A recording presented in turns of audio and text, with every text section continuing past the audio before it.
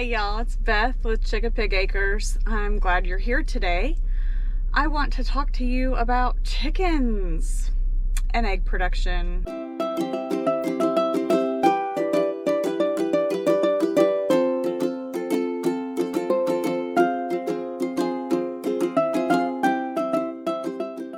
This is a very complicated topic, chicken math. And you can get carried away with your chicken math really easily. So here's what I suggest. Sit down with your family. Really take a hard look at how many eggs you really need at the minimum, okay? So at the lowest laying part of the year, which is the winter, what do you absolutely have to have in eggs coming in every day so that you don't have to go to the store and buy those super expensive eggs? At that point, you take that number of eggs, that's the number of hens that you absolutely have to start with, plus half again. All right? So let's pretend that I need 6 eggs every day. I have a family of 8. A couple of my people don't like them, or we don't eat eggs every day. 6 eggs every day. I am going to need at least, let's just say 10, because I, erred on the side of a little bit more, right? We don't necessarily need double that amount, but 9 doesn't seem like quite enough. So if you require 6 eggs every day, I would personally have a minimum of 10 hens, right? 10 laying hens year round. And in the spring, I would hatch out a dozen more. So 12 more new chicks that are hens. They have to be hens. So you might have to hatch 20 to 24 eggs in order to get 12 hens. But you're going to hatch those hens out in the spring.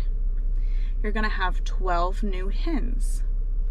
In the fall, you're going to take that first 10 hens that you had, and you're going to process those for meat if that's what you choose to do. If not, you will have almost 24 hens all the way through that winter, and half of those hens will be laying eggs for sure for you, okay? If you want to keep your minimum number of hens all the time, you hatch your 12 out, you come around to fall, and you harvest 12, okay? So you're left with that number of 10 again to go through the winter. That is your minimum number. This is a rotating situation, all right? So the hens that you hatch in the spring are going to live on your farm for a year and a half. So they're going to live from spring to spring, and those are the hens that are going to give you your winter eggs. And then in the coming fall, so 1.5 years later, they will be harvested for meat. The ones that you hatched out the previous spring will live on your farm for a year and a half. See how that overlaps? So for about 6 months, you'll have twice the amount of hens that is your minimum number. All right? That's how this works. That's the most simple way that I can explain it to you. If you want to grow your flock, then you need to hatch out more than twice the amount that you have at home. So if you have 10 hens and you want to grow your flock to say 20 hens every spring, you're going to need to hatch out more than 12 because you won't have enough to harvest. You could also hatch out the same amount and then just not harvest that fall at all, and you'd have plenty for the winter and the next year. All right? This is how it works. You hatch chicks in the spring. They will start laying their eggs about 6 months later. Some breeds will not lay until 9 months, and you just need to look at that breed so that you know what to expect.